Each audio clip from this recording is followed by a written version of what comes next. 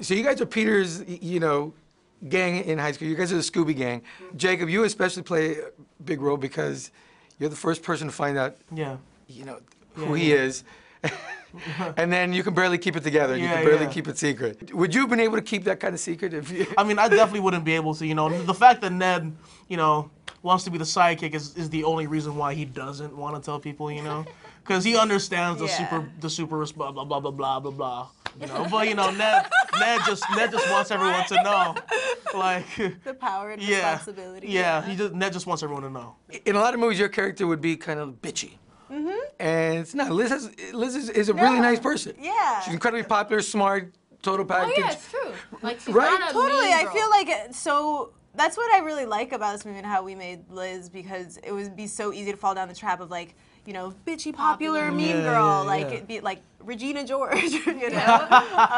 But she's not that, because she's a nice person, and I think that's honestly so much more interesting to watch at this point. Like, who wants to see like another mean girl?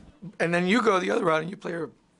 You play your character very weird. Yeah. She's kind of a weirdo. She's weird. She's super weird, but I think it's cool, you know, because I feel like I'm weird. I feel like everybody is a little bit of Michelle, you know what I'm saying, or wishes they were a little bit more. She just says it. She just says what everybody's thinking, you know what I mean? You're thinking it, I might as well just come on out and say it, and she doesn't care that she makes things awkward. Like, everybody else may feel awkward in the situation, but she doesn't, and that's why it's so cool.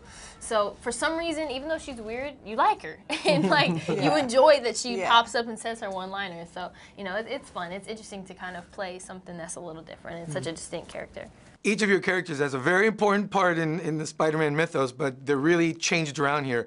Was that cool, like, to know you're joining this franchise, this unbelievably popular character, but it's going to be very different? I don't know, back to like the Liz in the comics is kind of that bitchy mean girl, and it was cool that we just got to make everything modern and updated and, you know, still respect these, you know, 50 years of iconic comics, but like pull from different things and make it feel like now, and make it feel like this is a high school in Queens that really exists. I think it's just updating and like keeping, again, because this movie is so much like the comics in the sense of, like, you know, him being 15, him being a kid, and him, you know, the certain situations they go through. But, you know, at the end of the day, it's like, it's the updated. It's what, you know, Spider-Man would be like now. In this world, if this was, you know, a 15-year-old kid who had these powers, what his friends would look like, what his school would look like, what kind of situations he would get into, I think it reflects that. And that's why it's going to be, like, you know, awesome, because I feel like people can relate to that. It feels real, you know? Yeah.